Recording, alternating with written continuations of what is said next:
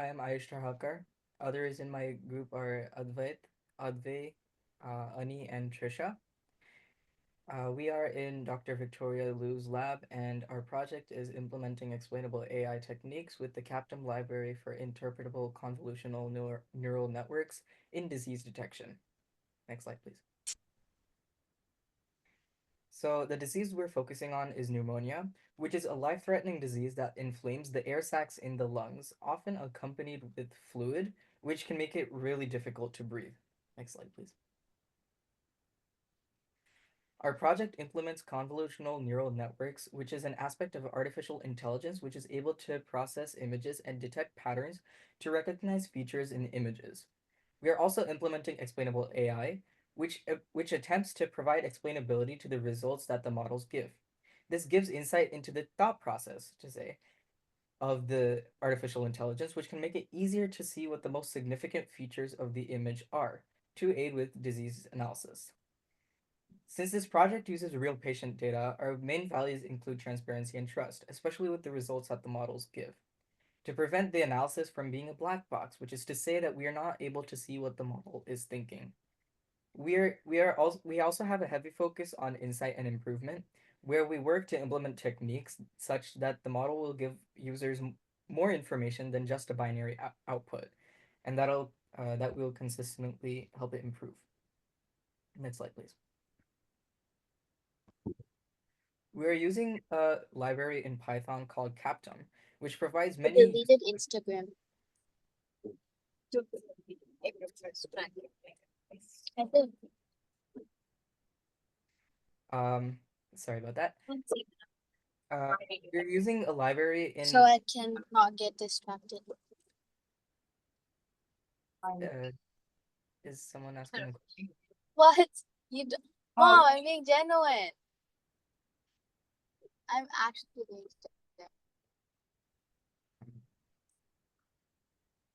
genuine. Uh, anyways, we are using a library in Python called Captum, which provides many useful explainable AI techniques.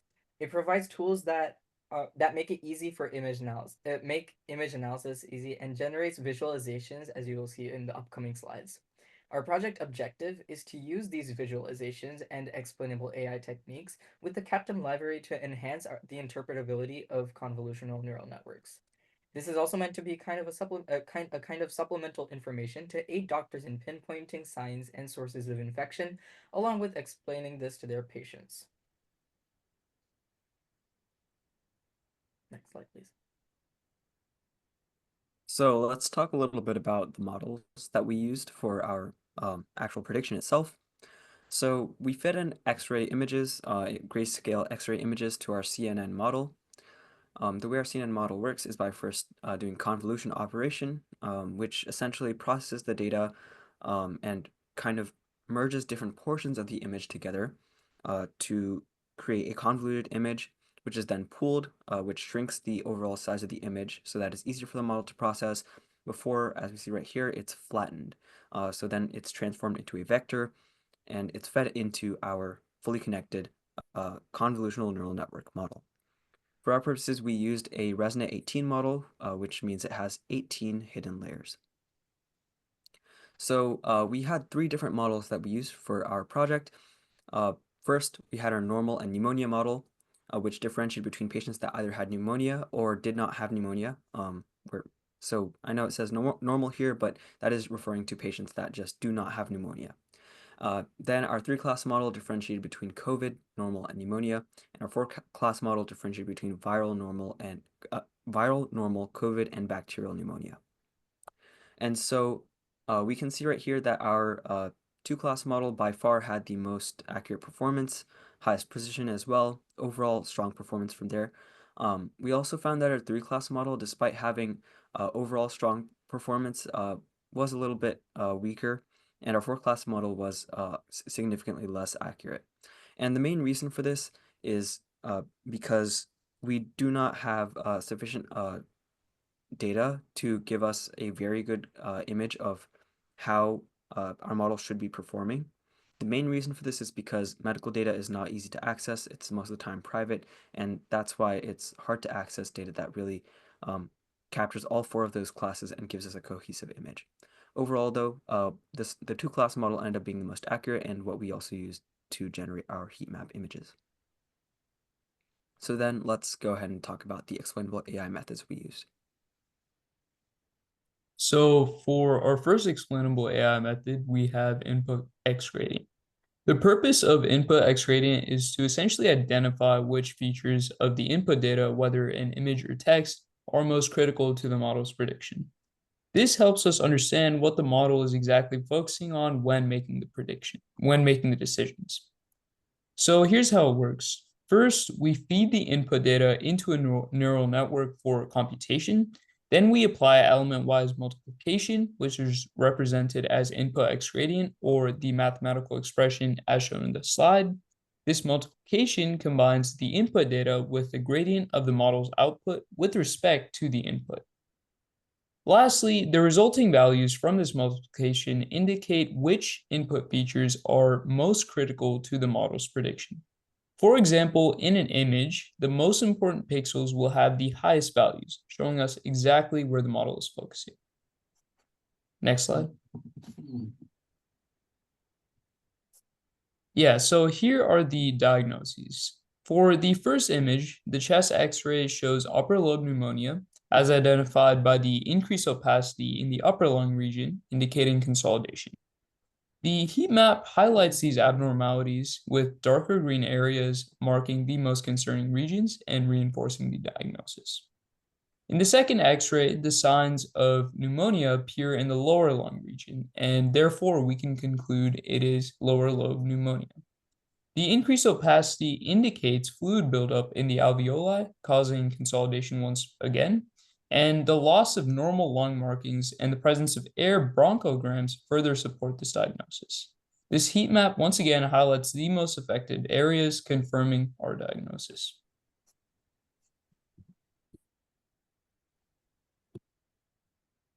Next, let's talk about another method that we used, integrated gradients. The way this method works is by first taking in the model input, and it uses a baseline reference. This baseline reference is basically a white image that is fed into the model. Then linear interpolation is performed, and each of those steps are fed into the model. Linear interpolation here refers to gradually changing the image from the blank image to the expected X-ray grayscale image. And so at each of those steps, the gradients are calculated. After that, the average of those gradients are taken, and then it's multiplied by the input difference. The importance of multiplying by the input difference here is that it adds more clarity as to how important it was, also adjusted for how much the image itself changed from the baseline. After that, we're given our heat map, which we can then interpret. As we see right here, overall, the model had pretty strong performance. Although this method is fairly noisy, it still offers a pretty good image of what we should be looking at. On the image on the right, we do see bilateral consolidations being identified and being highlighted by the model. We also see that lower lobe pneumonia is suggested and is evidently clear from what the heat map is suggesting. On the left-hand side, we can also see a similarly accurate diagnosis. It shows significant consolidation in each of the lungs, and particularly in the right upper lobe. All right, so then let's talk about another method that we used, deconvolution. This one is specifically targeted for CNNs, the type of model we used. The way this method works is by undoing all of the operations that are done. This means undoing the ReLU that is applied, unpooling the image, and also undoing the convolution that is performed with transposed feature maps. This model, unlike the previous method, does not calculate any gradients and only looks at activated neurons. This means that we get a very noisy image, as we see right here, and overall, this method isn't very useful for providing insight into what the model actually saw and how it performed.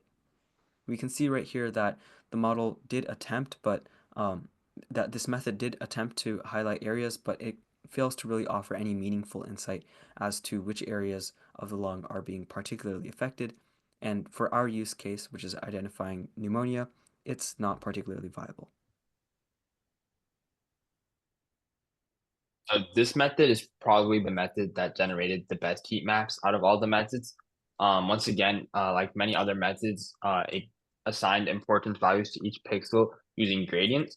So the way that works is first it creates a color gradient based on the weightage value that each pixel is assigned, and that's something you will see in the heat maps that are on the next slide. And this weightage value is determined by in the original X-ray image, they'll create a gradient basically assigning a value to each pixel depending on the opacity of it. So like if the pixel is darker, it'll have a higher number assigned to it. If it's lighter, it'll have a lower number assigned to it. And it'll basically use a linear regression model to decide how much changing this opacity value, how much that will affect the prediction that the model makes for the given X-ray. So you can go to the next slide and we'll see some examples of what this looks like. So as you can see, the heat maps that this model generates has aligns really well with the doctor diagnoses. Um, in the image one, you can see how the lower lung zones, which is what the doctor identified, show up as dark green. And as you can see, in the scale below, dark green means that it had a high number on the 0 to 1 scale, indicating that the model really used these pixels to come to its prediction. And similarly, in image two, it was also able to identify not as much in the right upper lobes, but in the lower lobes that there was a lot of opacity there, which the doctor used to make their diagnosis. Occlusion is another explainable AI method which uses perturbation methods that modifies input data, replacing a data rectangular region with a given baseline and computing differences in the output. The difference in output is measured to calculate the importance of that region or its attribution. To visualize the heat map, the attribution values are measured to a color scale, which creates a heat map, and brighter colors signify the higher attributions. Next slide. In the heat maps for our image one, the doctor diagnosis was a coarse, patchy opacification of both lower zones, which appears inflammatory, and they're clear with normal chiro-mediastinal contour. And for our image two, it suggests that the patchy opacities are bilateral peripheral consolidations, which suggests right upper lobe pneumonia. However, the predictions we received from inputting the images into our model was that image one was normal and image two's prediction was pneumonia. This meant that our prediction was incorrect, which meaning that we had to train the model more accurately so it could identify the correct result for each image. The heat maps were inaccurate in the information it was trying to show, so we further couldn't rely on these heat maps. Next slide. Next is LRP, another explainable AI method. LRP aims for more interpretability of contribution of models' input to its output. LRP is a layer-wise relevance propagation, a gradient estimation algorithm that performs predictions through the network and is applied to all layers of the model. After it performs the prediction, it estimates a relevance score for each input pixel to a CNN model, which is then visualized as a heat map. Next slide. And here we have the two heat maps for 2 classes and 3 classes, which are generated for the same image. And the image notes for this particular X-ray image was extensive consolidation and air bronchograms with loss of right hemidiaphragm, minor patchy airspace, opacity in left midzone.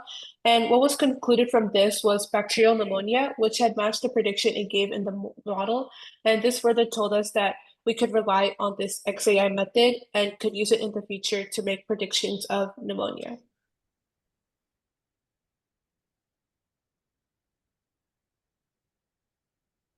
Another method that we use is SmoothGrad, and this method aims to improve the quality of heat map visualization by adding small amounts of random noise to each pixel of the image. Then it computes the value for each pixel and then averages the results. This is supposed to reduce noise overall and sharpen the most important features of the image, making the explanations more stable and visually meaningful. However, as we will see on the next slide, the results are not that great. Similar to those of deconvolution, these images are very grainy and highlight the wrong portions of the image, not really giving any valid information to the person's case. Next slide, please. These, as you can see here, it highlights much of just the structure of the skeleton, and it's not really hinting to what might be the most useful for identifying pneumonia. Next slide, please.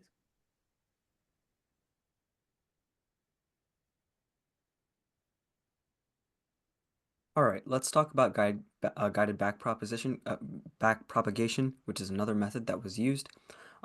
This method attempts to highlight parts of the image and is specifically geared towards neural networks.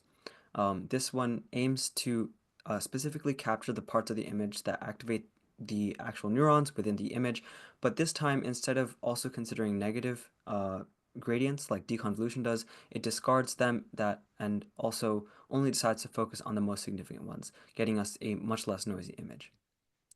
As we see right here, the overall image is a lot less noisy and offers us a much clearer look at what the model was actually looking at. Overall, we find that the model's prediction was reasonable and did fall within the parameters for the diagnosis to be considered accurate. So overall, if we look at the different methods, we find that the explainable AI methods that were most useful were gradient shap, guide backprop, input X gradient, and LRP. The lower performing ones were occlusion, Lyme, salience, and deconvolution.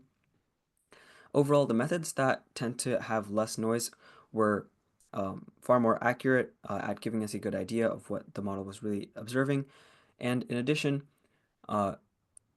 getting a more holistic picture of what the gradients are actually of what the gradients are within the model itself generally gave us a better clue as to what parts of the image were important. To conclude, we improved the transparency and interpretability of the CNNs by visualizing areas of interest and increasing the CNN accuracy. We implemented algorithms like deconvolution, input X gradient, occlusion, LRP, gradient shift, and guided propagation. Each researcher in the project handled 1 to 2 of these methods and applied them to various test images, creating heat maps that highlight the important portions and parts of each X-ray image. And by training the model, testing each method, implementing the CNN decision-making process, we were able to read the heat maps better and were able to compare them to the image descriptions and doctor diagnosis. This allowed us to know which methods were accurate and show the correct predictions, as well as the ones that needed more training. This meant that in the future, we need to implement more consistent data as well as more XAI methods so we can improve the model performance, capture more information, and most importantly, better results. The improved transparency and interpretability showed us how important it was for the accuracy of each heat map and prediction, and how crucial it was for each user or clinician, as well as the model developers.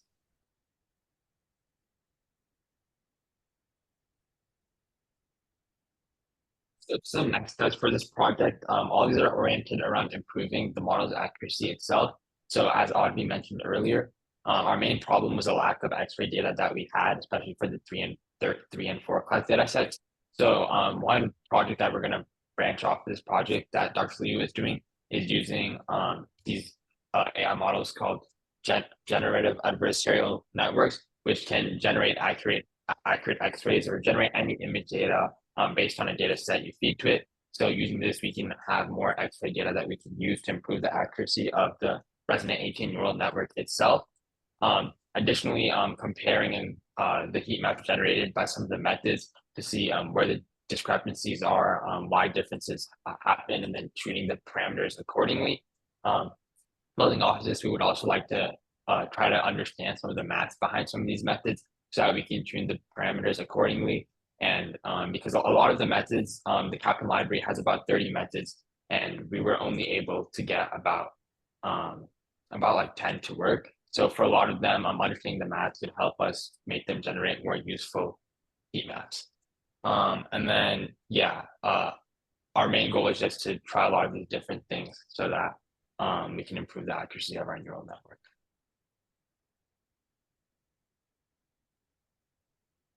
Oh yeah, and we'd like to thank ASDRP and our advisor, Dr. Victoria Liu, for giving us this opportunity.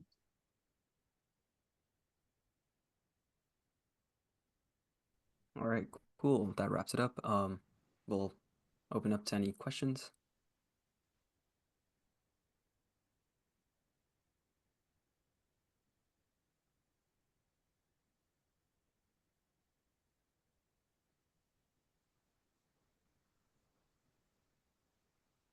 I don't see any questions in the chat, so feel free to type in the questions.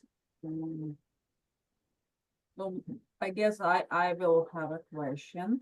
How did you choose the methods? What were the criteria for comparison the methods you choose? So you presented us with 8 methods of explainable AI, and I think you did amazing job.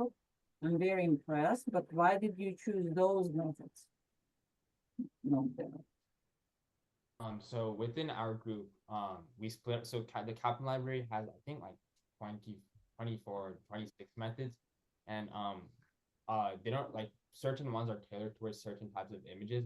So we tried to test out as many as we could amongst our group. We divided up the work, and then in this presentation, I think we showed 6 methods that worked the best, and then 2 examples of bad methods that didn't generate good heat map.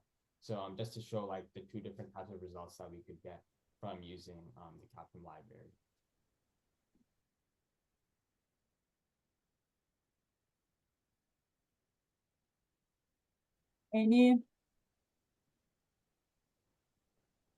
Any other questions from audience? Larry, would you like to ask a question? It's more along your field of expertise.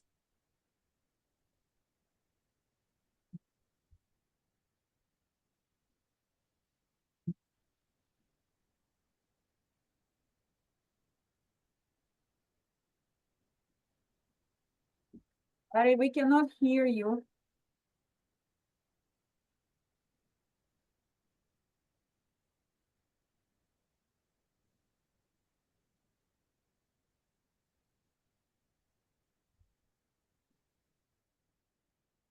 How long did it take you to do the various gradient analyses? So to answer your question, most of these were thankfully streamlined for the with the library. It is really feeding into the model into the method itself. Just feeding it into our model, seeing what the output was, and really just analyzing that aspect of it. That was mostly handled by the Python library, and I think overall getting this done took us it was done over an extended period of time, but I want to say in terms of like just condensed, it would have taken us probably a few days. I want to say for each method, it probably takes about about a few minutes to generate all the heat maps. Analyzing them though does definitely take some time because you need an accurate diagnosis, which only a few of our images do have because these ones were from online. And they were basically given for medical training purposes, and they actually fit pretty well for our use case. And so that was what we used to actually analyze the images and see how our model was performing. So, if you don't have a diagnosis, can you tell anything about what an X-ray is going to show otherwise? Can you develop a Yeah, we can. diagnosis from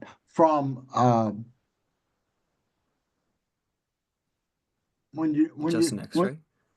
when you don't have a diagnosis to begin with? Can you develop a diagnosis on whether someone has pneumonia or tuberculosis or some other problem based on what you see?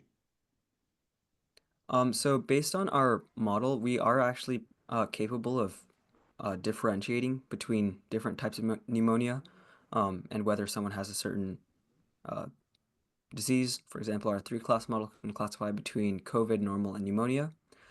Just based off of looking at the model though, without, just looking at images without actually using a model, It is possible, but it is better for a trained medical professional to give a diagnosis because um, we aren't really specialized at identifying opacities. And while it is possible for us to get like some idea, it's obviously preferable that a medical professional goes in and validates that this diagnosis is in fact correct. Could you develop this methodology to the point to where the medical professional could use it as part of his routine? Yes, that is ultimately the end goal of this, to show that these explainable AI methods are in fact a viable way to identify where model biases might be happening, enhance the overall transparency, essentially just give doctors more confidence in actually using uh, artificial intelligence-based classification methods for identifying pulmonary diseases. So, going from the details back up to the very top level of what you might talk about, do you think this shows a promise for medical professionals using AI methodologies in their disease diagnosis in the future? Most definitely. And the reason I say this is because all these methods are not particularly computationally heavy, and so there's a benefit to that because that means doctors don't really have to wait around. This can kind of be integrated into however doctors are already diagnosing their patients. And so this might just be one specific example in the case of identifying it based off of X-ray images, but this idea of applying explainable AI to any sort of field is definitely a growing field. It's kind of where data science in general is really headed right now, making sure that AI models become more than just black boxes, making sure that people can actually see the intricacies of what's going on behind the scenes, at least to some extent. So, So yeah, I am fairly confident. do you have any results or evidence of it being used in the medical field already? Do you have examples where it is currently in use already in the medical field? AI. In use already in the medical field.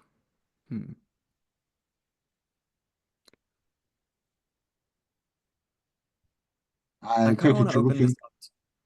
open this up to my group mates. I can't really think of a specific example in recent times that I've really heard of where AI was applied, but yeah, if any of my group Yeah, mates want to I go mean, in. the whole point of our research is to clear up some of the stigma around AI as being unreliable and it's really distrusted by a lot of people.